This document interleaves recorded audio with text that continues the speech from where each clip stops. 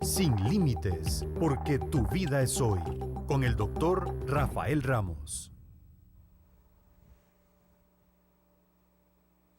Muy buenos días, inició el mes de noviembre y iniciamos también nuestro tercer programa acá en Sin Límites con un temazo, con un fantasma y un enemigo silencioso que se cuela en nuestras vidas a cualquier edad y que está lleno de mitos y está lleno de inseguridades y que está lleno de ideas un poco distorsionadas. Hoy vamos a hablar de depresión y eventualmente de suicidio y vamos a aclarar una serie de conceptos que están un poco por ahí. Pero cuando hablamos de mitos y cuando hablamos de inseguridades es porque hoy no entendemos los trastornos emocionales a veces como una enfermedad, sino que los entendemos como una nimiedad, como una tontería. Y escuchamos cosas como esta, eso no es nada, eso es falta de oficio, a usted lo que le falta es salir, tiene que trabajar. ¿Y qué pasa cuando nuestra bioquímica, cuando nuestra vida, cuando nuestra historia simplemente nos ha llevado a desarrollar un tema complejo? Este es nuestro tema, veámoslo.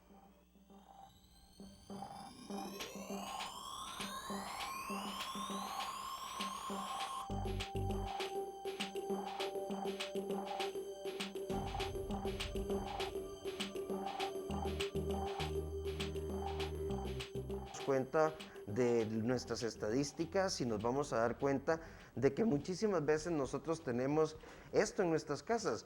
A veces vemos a una persona que está irritable, tensa, aburrida, apática, mi pareja no quiere tener sexo conmigo, de pronto la persona ya no quiere estudiar, dejó todo botado. ¿Cómo ella, que era tan linda y se cuidaba tanto, ahora tiene la raíz en la nuca y está un poco descuidada y todo decimos es que es por la pandemia? Pero resulta que detrás de esto hay una depresión espantosa y tal vez no lo estamos entendiendo ni lo estamos comprendiendo. Hoy queremos invitarte a tres cosas.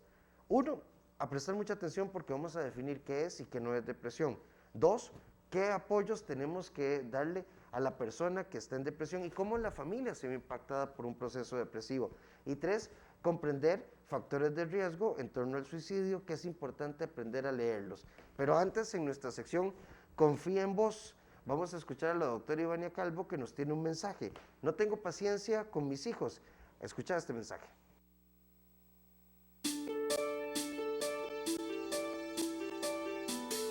Yo soy la doctora Ivania Calvo y hoy en nuestra sección Confía en Vos. Hoy vamos a estar hablando de no le tengo paciencia a mis hijos.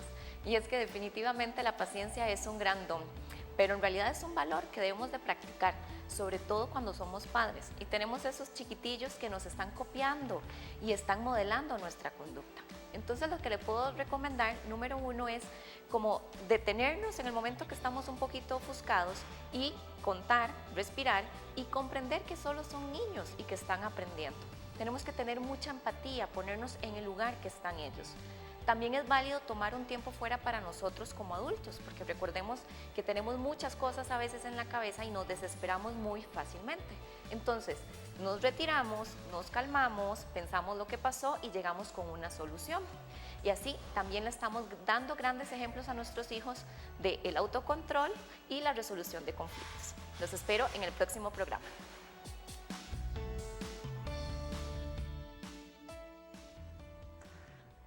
Paciencia, prudencia y comprensión son ejes importantísimos cuando estamos hablando de depresión y de suicidio, cuando estamos hablando de educación emocional, cuando estamos hablando de multiplicidad de procesos en la vida. Pero para entrarle directo a nuestros temas, está con nosotros la psicóloga, que ustedes ya la han visto en nuestra sección Sin Nudos Mentales, Stephanie Vilches, bienvenida. Hola Rafa, ¿cómo estás?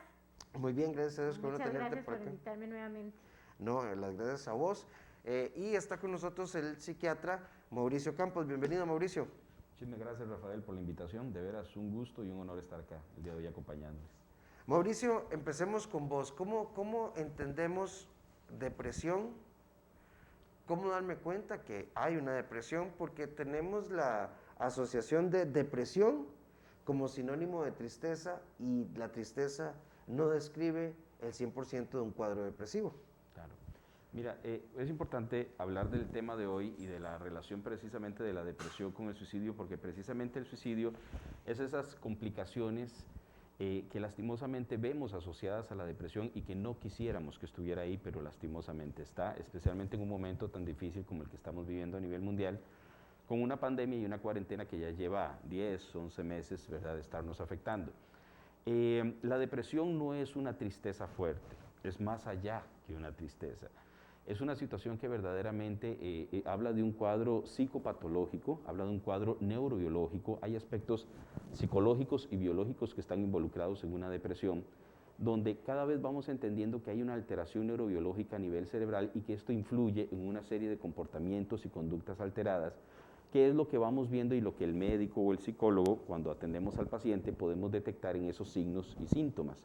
Por ejemplo, los signos y síntomas que vemos en estos pacientes no es una tristeza normal, es cuando los familiares nos dicen, doctor, es que ya Rafael, nuestro papá, nuestro amigo, nuestro hermano, ya no es Rafael, ya no es la persona que estamos acostumbrados a que él sea, sino que verdaderamente las cosas que le gustaba hacer era ir a hacer ejercicio, dar clases, estudiar, ir al cine, ya eso no está ahí.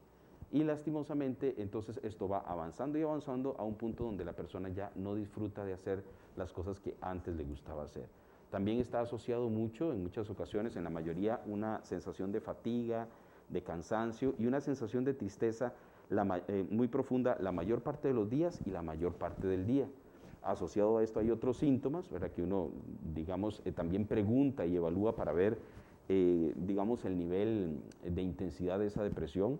Como vos lo decías, una alteración en la parte de sexualidad, una alteración en el aspecto de sueño, ya sea que la persona esté durmiendo mucho o durmiendo poco, una alteración también en lo que corresponde a su forma de alimentación, ya sea que la persona esté comiendo mucho o comiendo poco, sensación de culpa, sensación de angustia, y en muchas ocasiones viene y aparece esta sensación de deseos de morir o deseos de matarse.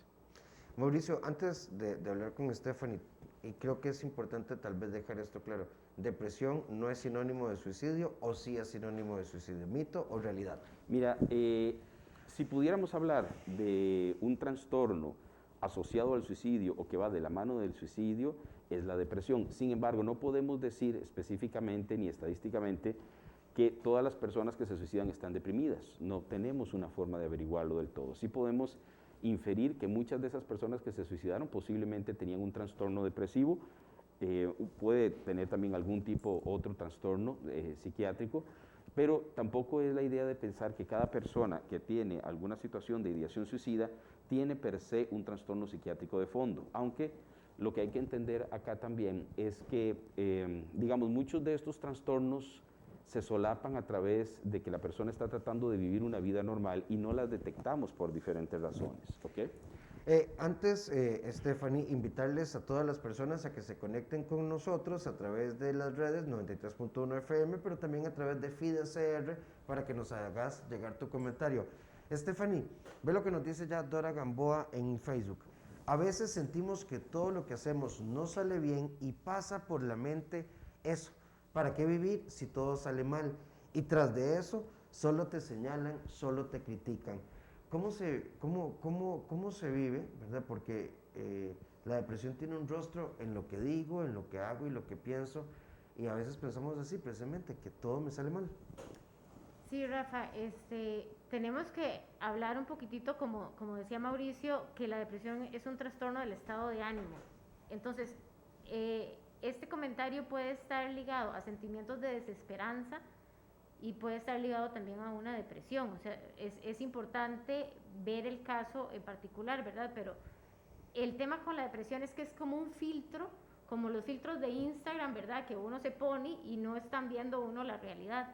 En la depresión, la persona lo que está viendo es no hay oportunidades, no hay esperanza, todo el mundo me critica, pero ¿en dónde estoy colocando la lupa con la que veo?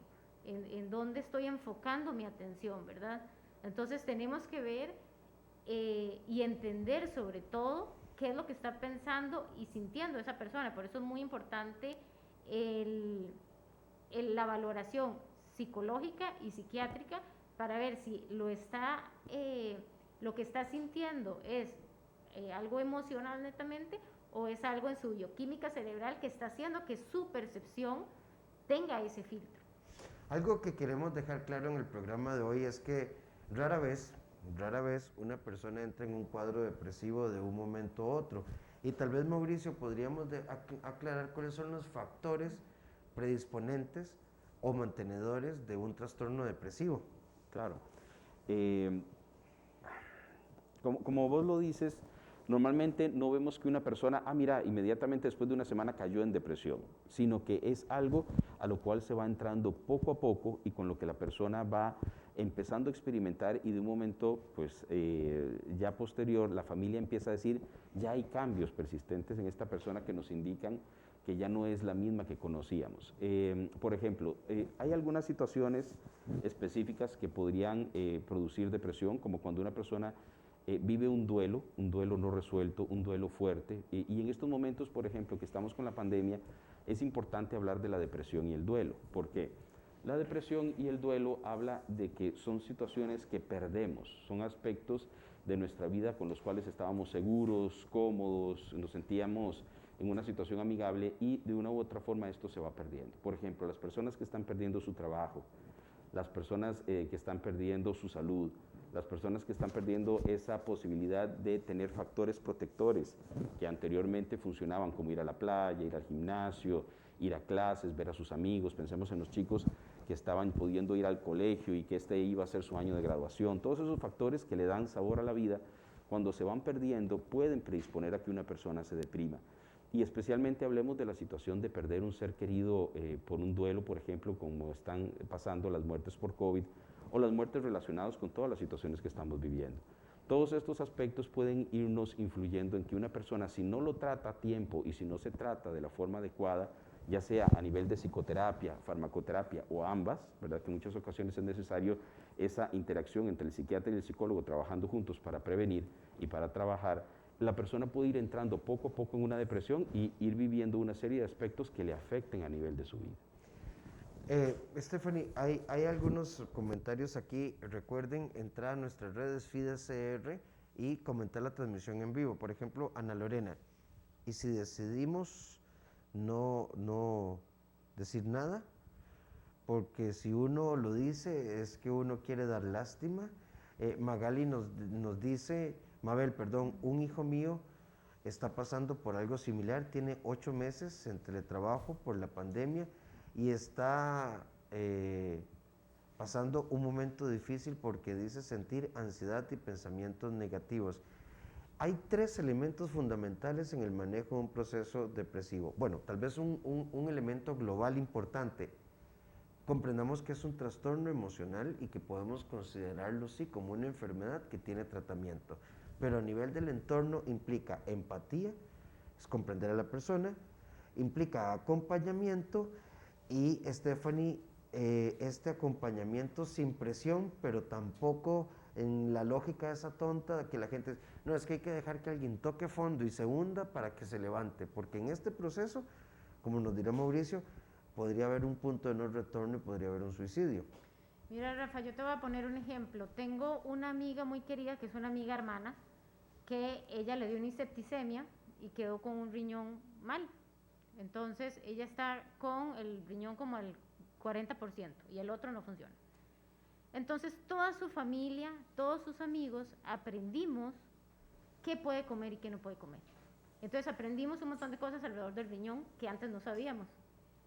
Sabemos que tiene que tomar agua, la cuidamos. Lo mismo hay que hacer con una persona con depresión. O sea, tenemos que ver la depresión realmente como una enfermedad y la familia empáticamente no solo hablar desde su conocimiento, sino realmente hacer educación, aprender qué cosas sí se pueden hacer, qué cosas no se pueden hacer, qué frases son nutricias y qué frases no son nutricias. La familia juega un papel súper importante en la depresión y la ansiedad, porque pueden ser factores que hagan que avance la enfermedad o que más bien se vaya para atrás el paciente. Entonces, sí tenemos que ser conscientes que nuestra responsabilidad alrededor, y yo creo que más familiar, representa también una responsabilidad social. O sea, ¿qué estamos haciendo con esa persona que está teniendo intentos suicidas? ¿Qué estamos haciendo con esa persona? ¿La estamos entendiendo o la estamos juzgando? Mucho de lo que hablaba el comentario es, ¿qué van a decir? O sea, me estoy sintiendo mal y tengo que estar pensando en qué van a decir los otros. Sí, y Mauricio, de hecho creo que fue el año pasado, Tato Quesada, el Colegio de Psicólogos le ayudó a promover una canción que se llama Una canción que no te anima. Y se hizo bastante viral y la pueden buscar en YouTube, Tato Quesada, Una canción que no te anima, que son consejos que no debería escuchar una persona. Bueno, esto es a partir de la experiencia donde Mauricio, Stephanie, salí, comé, vestite, movete, hacé, y entonces hay como una presión psicológica demasiado fuerte sobre la persona depresiva. Mira, no seas malagradecida, Stephanie, ve, Mauricio es un buen hombre, ve qué dedicado, ve cómo te tienen las chiquitas, ¿verdad? Tenías un buen trabajo, ¿verdad? Y entonces de pronto resulta que si me deprimo, soy un malagradecido con la vida, no estoy creyéndole a Dios, por ejemplo, ¿verdad? Dice, no, estoy dudando, ¿verdad?, de este proceso, y entonces hay que tener mucho cuidado con lo que vamos a decir. Y ahí entonces, Rafa, empiezan a subir también los sentimientos de culpa. Entonces yo no debería sentir esto. Y si hay algo que tenemos que hacer con las emociones es escucharlas. Entonces, si yo pienso que esto que estoy sintiendo está mal, entonces me voy a juzgar y lo voy a tapar. Y ojo con las depresiones que no se ven, que están detrás de una sonrisa, que están detrás del humor. Hay muchas depresiones que se viven con una máscara increíblemente. Bueno, tenemos el caso de Robin Williams, por ejemplo, que era un hombre que generaba alegría. El caso famoso de René, de Calle 13, que hizo una canción acerca de esto, que dice, yo estaba triste y solo me reía. O sea, realmente tenemos que ir un poquito más allá en el tema de depresión, y como siempre, lo básico es declararse ignorante. O sea, es empezar a leer, empezar a estudiar. Mauricio, ¿qué decimos y qué no decimos? Porque yo sé que hay muchas cosas que hacemos con muy buena intención, pero no quiere salir, no quiere moverse. ¿Qué decimos? ¿Cómo lo manejamos? Tal vez para agregar también a lo que ustedes estaban comentando, que es sumamente importante, creo que algo que sufre el paciente con un trastorno psiquiátrico, por ejemplo, con la depresión, o lo que estábamos hablando con trastornos de ansiedad, y que lo estábamos hablando antes de que empezáramos el programa, es que mucha gente sufre la situación de que no me van a creer, de que si hablo de esto me van a decir que soy un pendejo, de que si hablo de esto la gente va a pensar que estoy manipulándolos, y en muchas ocasiones es así. A mí me ha tocado en numerosas ocasiones, o casi siempre trato de hacerlo, de trabajar con el paciente y trabajar con su familia, como lo decías, Stephanie, ¿verdad? En ese sentido, de poder abordar la familia, porque el proceso de contención, la persona, si está viviendo una depresión, un trastorno psiquiátrico, por ejemplo, como la ansiedad, también, que es muy común en estos momentos, parte de la situación que lleva a la desesperación es la sensación de estar solo, de no poder comunicar lo que yo estoy sintiendo, y que verdaderamente todo esto me afecte a tal punto donde más bien cuando lo digo, muchas ocasiones los chicos me han dicho, doctor, ¿para qué usted va a hablar con mis papás si ya ellos saben que yo no estoy bien, pero no están haciendo nada? Y, ¿verdad?, y cuando hablamos con esos papás o con esos familiares, nos dicen en muchas ocasiones, y siempre decimos esto, doctor, pero ¿no será que está manipulando? Doctor, pero ¿no será que está llamando la atención? Que por son ejemplo, juntas. Exacto. Por ejemplo, cuando un chico empieza con cortes o autolesiones, una respuesta que hemos, digamos, hecho concesión, ¿verdad?, o consenso para responder es, sí, por supuesto que la persona está llamando la atención, pero todos llamamos la atención. O sea, verdaderamente está llamando la atención hacia un problema que tiene y que no puede resolver en estos momentos. Y que no hay ningún problema que llame la atención. Todos llamamos la atención, ¿verdad? De una u otra forma, piensen en el bebé que llora y que lo que está diciendo es, necesito comida, necesito compañía, necesito alimento. Ahora, los chicos, los adolescentes, las personas adultas, ¿cómo llaman la atención de una forma, digamos, que las personas alrededor deban ver? Cuando este chico empieza triste, bajoneado, empieza a dejar de hacer las cosas que antes le gustaba hacer, se refugia solo en la computadora, se refugia solo en el teléfono, y empieza a disminuir todas esas aspectos sociales que en estos momentos de la pandemia es muy complicado hablar de esto porque los chicos casi que el único vínculo que tienen es a través del celular y la computadora. Entonces, lo que quiero decir con esto es que estamos en una situación donde hay un medio de cultivo muy fuerte para una depresión y para diferentes tipos de trastornos psiquiátricos como la ansiedad u otros. Sí, yo sé que puede que haya colegas que vayan a diferir de esto, pero a mí me parece que el tratamiento de la depresión hoy tiene que ser absolutamente integral. Uno, o sea, desde tu historia y tu fe, ¿verdad? Esto suma mucho. Desde el abordaje terapéutico a nivel psicológico y desde el abordaje terapéutico y medicamentoso a nivel de psiquiatría. Porque ve lo que nos dice Arelis, precisamente lo que estabas planteando vos, Stephanie. Yo estuve depresiva y con una ansiedad y empecé a contar chistes para hacer reír a los demás, pero para mí en realidad era un disimulo y quería solamente ver reír a los demás. Depresión no es sinónimo de tristeza, depresión es sinónimo de un mal funcionamiento de la persona y algo nos está comunicando. Y ligo aquí otro mensaje de otra amiga que nos escribe, que nos dice que ella conoce una familia en la que varios miembros de esta familia, todos o muchos han padecido de depresión. ¿Hasta dónde esto es real? Pero ya te devuelvo esa pregunta. Claro. Stephanie, me río por no llorar, dice una frase popular. Sí, claro, y es que ahí estamos hablando de la necesidad de validación. Un poco lo que decía el doctor Mauricio es, si la persona está llamando la atención, es paradójico pensar que entonces se la elimino. No, si la persona está buscando atención, tenemos que darle la atención. Está buscando la atención, llorando, cortándose, contando chistes, pero el ejercicio de salirme de mí para pensar como vos es un ejercicio muy complejo, porque yo digo, bueno, voy a ser empática con Rafa, pero entonces te digo que soluciones como Stephanie. No, tengo que irme como Rafa, ver cuáles herramientas tiene y salir de ahí. Entonces, ese es el reto de la depresión. Estás hablando de escuchar a la persona para entender realmente qué puede. Mauricio, dos preguntas muy concretas. Uno, factores hereditarios, y dos, yo no me quiero tomar eso, doctor, porque vea, yo conozco una amiga que la señora que trabajaba en la casa tenía una hija, ¿verdad? Que le contó que la abuela le dieron eso y se puso fatal. Hoy le seguimos teniendo miedo a la medicación como que si fuera que ya estoy jodido y que además voy a ser adicto y que nunca voy a salir adelante y que voy a depender de una pastilla. Y en torno a la medicación hay un montón de cosas que no son ciertas. Claro. El punto 1, ¿tiene algún factor hereditario la depresión? Posiblemente sí, y cada vez lo vamos entendiendo más a través de los estudios que se hacen.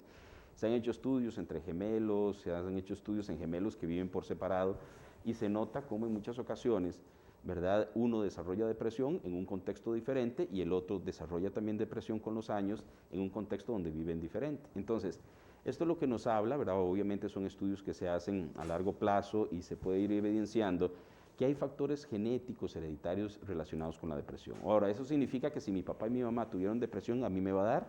No precisamente. Podemos tener una serie de factores protectores y una gran resiliencia y un gran abordaje, apoyo terapéutico y muchas cosas buenas que nos hagan no caer en depresión.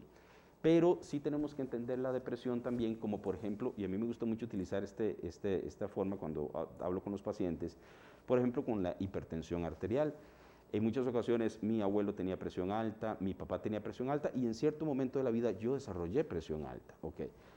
Ahora, las personas en general no tendrían tanto problema para tomar medicamento para la presión alta porque lo consideran como un trastorno biológico. Ya sabemos que solo porque yo piense, no voy a tener la presión alta, no voy a pensar en positivo, no se me va a quitar la presión alta. Ahora, podemos hacer varios factores como hacer ejercicio, disminuir mi peso, que eso me va a beneficiar en la presión. Pero creo que a nivel del concepto de población general, todos tenemos la idea de que en cierto momento podemos tener presión alta porque mis familiares hayan tenido y tenemos algunos factores de riesgo a nivel hereditario. Bueno, la depresión, los trastornos de ansiedad y varios trastornos psiquiátricos tienen algo similar. Pero lo interesante, Rafael y Stephanie, es que la gente, como estamos hablando de un trastorno que no vemos, por ejemplo, la diabetes, Cuando llega el paciente, uno puede hacerle un examen de sangre y vigilar y ver que hay una glicemia mayor de 100 o mayor de 120, cuando ya hablamos de diabetes en general, y podemos entender que sí hay un trastorno que podemos medir con un aspecto biológico, pero la depresión no. La depresión debe ser valorada por un profesional donde tenga varios síntomas y síntomas clínicos y signos que podamos dar el diagnóstico. Y no tenemos cómo probarla por un medio biológico directo, pero sabemos que la depresión está ahí. Y la depresión está ahí porque está afectando a la persona, porque le está trayendo grandes consecuencias en su vida económica y en su vida Mauricio, de ¿sabes todos. cómo lo veo yo? Y siempre trato de explicarlo de esta manera. Si tenés amígdalas, se inflaman y tenés una infección, se ve. Cuando Claro. se te enferma el colon, te da diarrea. Cuando te falla un riñón, tenés problemas a nivel urinario. Ok, la mente se enferma Claro. y se expresa en la conducta, y se expresa en mi forma de actuar, y se expresa en lo que hablo, en lo que pienso, en lo que hago. Porque la mente, bueno, ya tenemos una convención, el órgano es el cerebro, la mente es lo que nos da un poco como nuestra identidad. Estefi, hay dos cosas acá interesantes dentro de los comentarios que nos van llegando. Recuerda entrar a FIDECR y comentar nuestra transmisión en vivo. Rescatando tres cosas que nos están comentando. Me asusta decir que estoy depresiva o depresivo porque no quiero preocupar a los demás. Número dos, yo creo que nadie lo va a entender. Y número tres, a veces pienso que no me voy a curar porque llevo años sintiéndome mal, pero nunca he dicho nada. Entonces hacemos un embudito, el enemigo del silencio, cuando yo no hablo de estas cosas. Sí, y ¿qué es lo que me hace no hablar? Estamos hablando de modelos de aprendizaje. Yo estoy acostumbrado a que no hablo, estoy acostumbrado a que no puedo compartir. Pienso que no me van a creer porque posiblemente en el pasado no me creyeron otras cosas. Yo creo que es muy importante como familia y aún como, no sé, pienso en un papá depresivo. El papá depresivo va a enfrentar su vida con depresión. Entonces, ¿qué es lo que va a hacer? Va a enseñar a sus hijos esas herramientas. Muchas personas, las herramientas que aprendieron son de papás o mamás depresivos o papás o mamás ansiosos.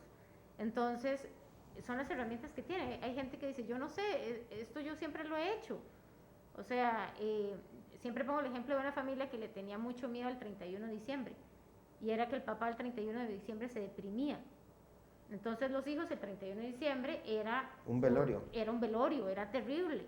Porque el papá el 31 de diciembre estaba en crisis y entonces todos se acostumbraron que cada ciclo, no solo el 31 de diciembre, sino que cada ciclo que se cierra es todo un tema. Entonces también hay que ver cuáles son los modelos que hemos aprendido para enfrentar las cosas. No solamente la parte bioquímica, como decía el doctor, sino también qué es lo que he visto, qué fue lo que me enseñaron. Y también el responsabilizarse como papá con depresión y responsabilizarse como papá con ansiedad de qué es lo que estoy modelando. Mauricio, esto sería, y este mensaje que nos pone Natalie Cibaja nos da para un programa. Yo tengo un niño de 11 años y desde que tiene 4 presenta depresiones. De los 7 a los 9 fueron muy fuertes e incluso sus crisis de ansiedad. Yo soy una mamá y nunca, gracias a Dios, he padecido de depresión sin importar las vivencias. Mi mamá sí ha sido depresiva, es decir, la abuela del chiquito. Es que también hay que hablar de depresión infantil. Esto no es una depresión de adultos, no es un trastorno de adultos mayores, no es un trastorno para gente que tiene entre 35 y 50 años, que tiene un pico de trabajo muy fuerte. Hay depresión infantil. Claro, y mira, digamos, no podemos hablar mucho de este ejemplo porque no conocemos muchas cosas, pero tal vez sí nos sirva para, y le agradecemos mucho, ¿verdad?, el poder contar un poquito la experiencia de esta mamá, en el sentido de que tenemos que tener también un abordaje médico, porque en un chico como él, cuando viene un chico adolescente o una persona con una depresión, el médico debe también descartar otros aspectos físicos con respecto a la depresión. ¿Qué significa esto? Que hay trastornos hormonales, por ejemplo, como el hipotiroidismo, otros problemas a nivel físico, la anemia, digamos, cuando hay una disminución del conteo de glóbulos rojos, etcétera, que podría estar influyendo en que la persona se sienta mal, fatigada, triste, sin energía.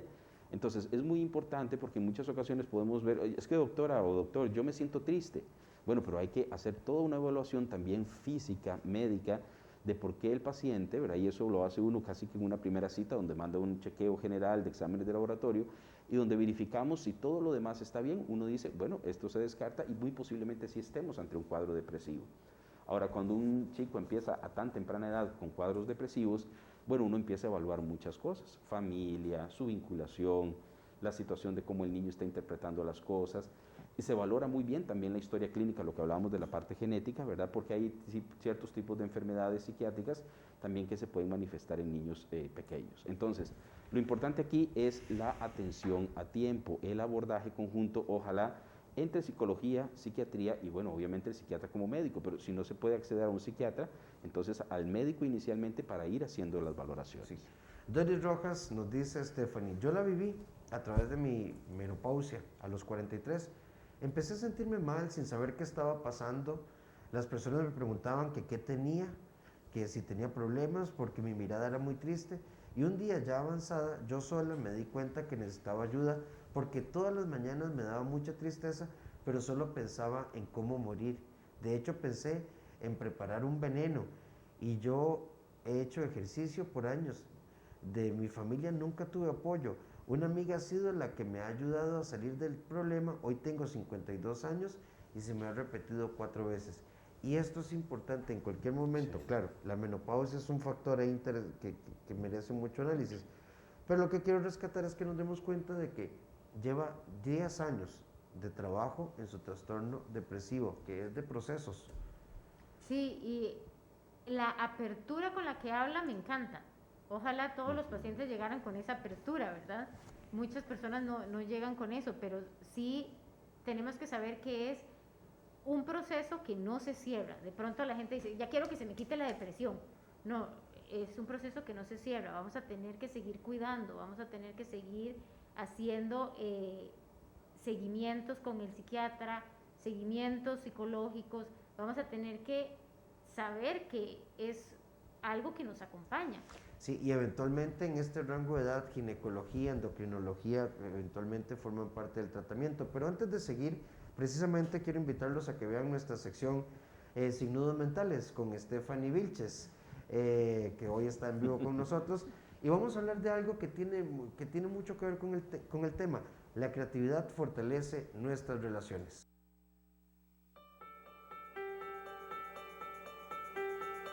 Hola, ¿cómo están? Mi nombre es Stephanie Vilches y en esta sección Sin Nudos Mentales vamos a hablar de por qué la creatividad es tan importante en las relaciones que tengo conmigo mismo, en las relaciones que tengo con los demás, con los compañeros de trabajo, con mis hijos, con Dios. ¿Por qué es importante la creatividad? La creatividad nos conecta con el niño interior, nos conecta con ese ser puro que está dentro de nosotros. El que puede resolver problemas desde el hemisferio derecho, puede jugar, puede reír y puede ver más allá de las estructuras mentales. Por eso es muy importante saber que nosotros podemos reír, podemos ver más allá de las estructuras, salirnos de esa caja mental que tenemos, saber que ni siquiera existe esa caja y darnos cuenta que podemos generar soluciones nuevas. Ahora con todo esto que está pasando del COVID nos hemos dado cuenta que todos podemos generar soluciones nuevas. El hemisferio creativo es el que más se está desarrollando en este momento. Entonces los invito a reír, a jugar y a tener relaciones fluidas y plenas.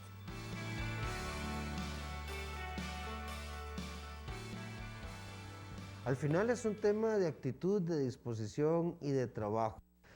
En equipo, pero también de una acción muy consciente, vivir emocionalmente conscientes para poder hacer que las cosas fluyan. En este último bloque, todo lo bueno tristemente a veces dura poco, pero bueno, Mauricio, hay un mito o una realidad, quiero planteártelo, ¿se cura? ¿Tengo que acostumbrarme a vivir con esto? ¿O simplemente me tocó ser, como una sentencia rígida, una persona depresiva? No, verdaderamente la depresión puede tratarse y, como lo decía la señora ahí, lastimosamente si no se trata a tiempo, sí se puede cronificar y puede aparecer en varios momentos de la vida si no la tratamos adecuadamente. Entonces esto es muy importante porque a veces también nos preguntan, doctor, qué raro, ¿por qué se nos deprimen más las mujeres? Bueno, en muchas ocasiones tiene que ver también los factores hormonales. Ahora recordemos la parte de la depresión premenstrual, la depresión posparto, la depresión posmenopáusica, tiene que ver con una situación también hormonal. Y ahora, ¿cómo se puede tratar la depresión para que no siga dando constantemente a lo largo de la vida? Bueno, con la parte psicoterapéutica en muchas ocasiones sumamente importante, pero también la parte farmacoterapéutica. ¿Qué significa esto? Tenemos una serie de medicamentos cada vez más nobles, cada vez más buenos, cada vez más avanzados, que verdaderamente tratan efectivamente la depresión y que hacen que ésta no reaparezca constantemente. Pero el tratamiento debe darse por el tiempo que el médico lo indique. En muchas ocasiones, la mayoría de estos medicamentos son muy nobles, se pueden utilizar hasta en la niñez, cuando es un niño el que está deprimido, y se debe dar aproximadamente de 6 meses a 1 año, especialmente cuando ya no hay síntomas, porque muchas personas cometen el error de dejar el medicamento cuando se quitan los síntomas, y no es así. Recordemos que la medicación lo que va a tratar es de equilibrar una serie de neurotransmisores a nivel cerebral que tienen influencia en esta depresión. Y si asociamos eso a un buen proceso psicoterapéutico, cada vez tenemos más posibilidades de que esa persona no vuelva a tener depresión a futuro. Y yo creo que eso es importantísimo dejarlo claro. Y esta consulta, Stephanie, esto es todo un tema también, esto nos daría para otro tema, pero les prometo que los vamos a ir agendando. Recuerden, la invitación de Sin Límites, todos los martes a las 11 de la mañana aquí, 93.1 y San José TV. Zaira nos dice, y un joven que se encierra y no cuenta nada, ¿cómo se le puede ayudar si él mismo no se deja ayudar? Y cuesta entender qué es lo que le pasa o qué es lo que lo causa.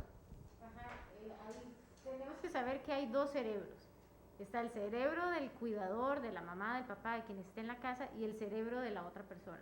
Entonces, hay un cerebro depresivo. El otro no debe tratar de no frustrarse. Sí, el otro cerebro está angustiado. El otro cerebro está angustiado. El otro cerebro está buscando soluciones. Y cuando no las encuentra, pues, obviamente y humanamente se desespera. También aquí tenemos que ser compasivos con nosotros mismos y nuestros procesos. Pero entonces, ¿cómo conecto yo con un adolescente? ¿Qué herramientas he utilizado y no han servido para ya no usar esas y buscar nuevas? Necesitamos una conexión con ese muchacho y si no la puedo dar yo, entonces busco ayuda en un profesional. No todo lo tenemos que resolver los papás.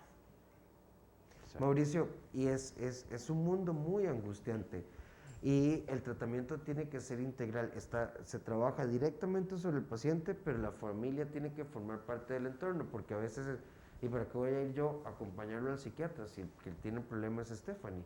Claro, hablemos de ese punto que es muy importante. ¿Se puede aprender algo de un proceso depresivo? Sí se puede aprender mucho, especialmente los mejores resultados los tenemos cuando la familia se involucra. Cuando la familia decide ayudar a esa persona y decide hacer algo que posiblemente no había hecho anteriormente, que es escuchar más allá del síntoma. Por ejemplo, la depresión es un síntoma, pero tiene un mensaje detrás. Las ideas suicidas, la intención suicida, cuando hay un intento de autoeliminación, tiene un mensaje detrás que es un mensaje de desesperación. La persona no estaba pudiendo manejar eso tan intenso y lastimosamente la única opción que encontró fue el de esa autolesión o de ese intento de autoeliminación. Pero eso se puede remediar y verdaderamente los mejores resultados los tenemos cuando la familia empieza a tener un proceso de escucha. Por eso es muy importante a nivel de la medicación, a nivel del tratamiento del paciente, a nivel de la terapia que el paciente lleve, en el aspecto de poder comunicar las cosas de forma más adecuada, que sean más accesibles para la familia y al mismo tiempo el abordaje que se hace a nivel familiar, excelente cuando se puede hacer una terapia de familia, donde el sistema y la vinculación mejoren. Entonces todo esto, hay muchas posibilidades y se puede aprender mucho, Rafael, de un proceso de depresión, porque hay familias que vamos a ponerlo en palabras un poquito complicadas, pero una depresión puede ser una bendición en el sentido cuando hay un cambio real en la familia y en las personas y se desarrollan factores protectores para que no vuelva a pasar. Yo creo que también el tema de qué tanto hablo de las emociones, ¿verdad? Cuando surge un síntoma, nos evidencia que no hemos hablado de nuestras emociones. Entonces, cuando la familia se involucra y empezamos a hablar de qué enoja papá, qué enoja mamá, qué enoja el adolescente, qué enoja, y empezamos a darnos cuenta que todos tenemos emociones, pero muchas veces el paciente piensa que solo él siente, que solo él tiene esto. Entonces, tener la apertura de abrirnos emocionalmente es sumamente rico y puede ser punta de lanza para esa familia.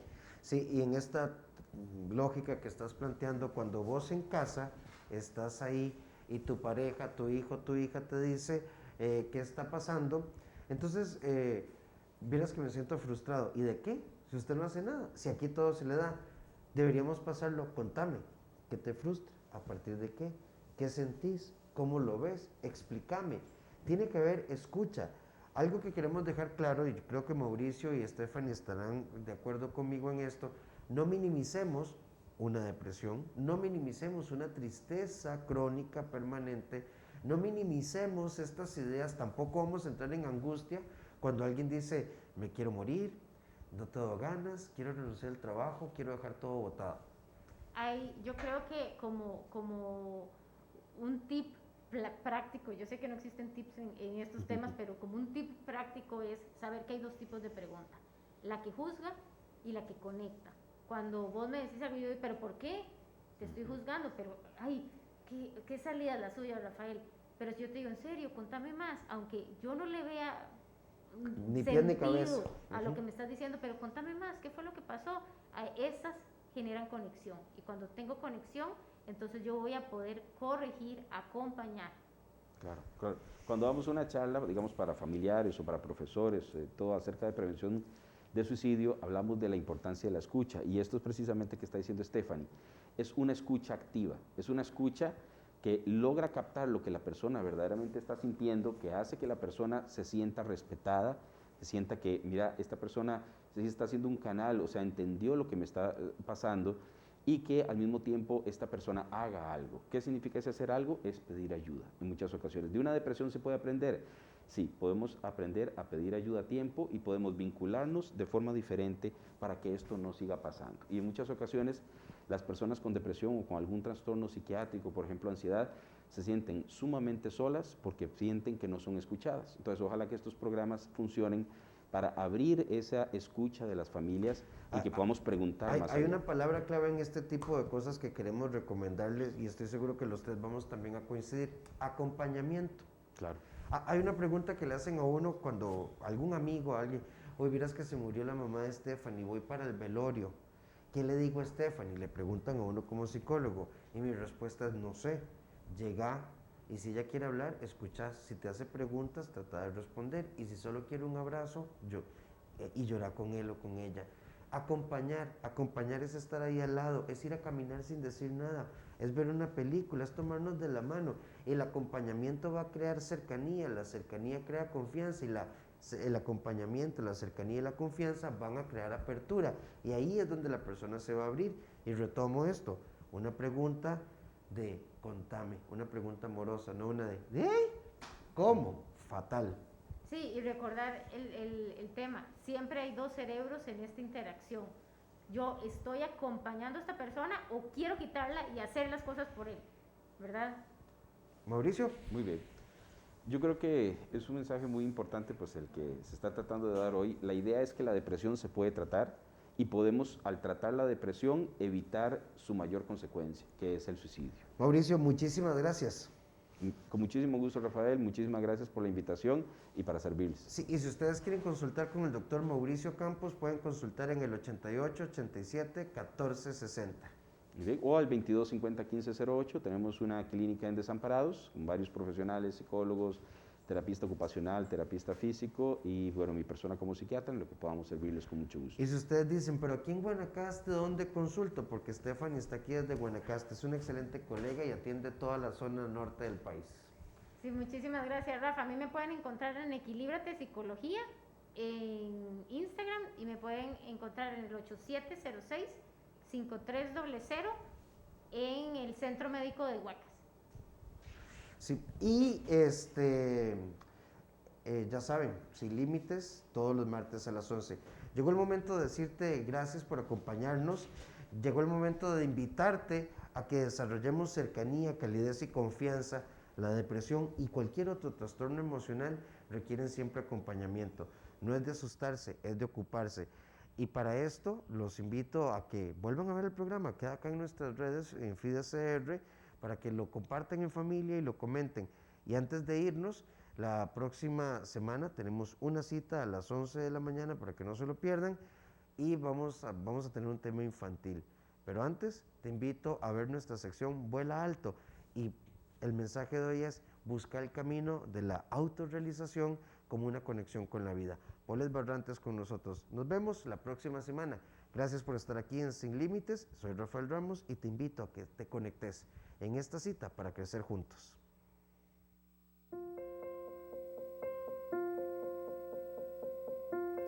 Hola, soy Polet Barrantes Villafranca y hoy en Vuela Alto hablaremos sobre la autorrealización. Todos queremos sentirnos autorrealizados. Sin embargo, a veces las circunstancias nos llevan por otros caminos y nos empezamos a desmotivar. ¿Qué podemos hacer para esto? Bueno, busque gente que lo inspire, gente que ya haya recorrido ese camino, gente que ya haya afrontado esos miedos. Siempre para todo hay solución, siempre hay gente que va a estar dispuesta a ayudarnos. Busque ayuda si es necesario, pero definitivamente siempre se puede más. Entonces, recordá siempre volar alto.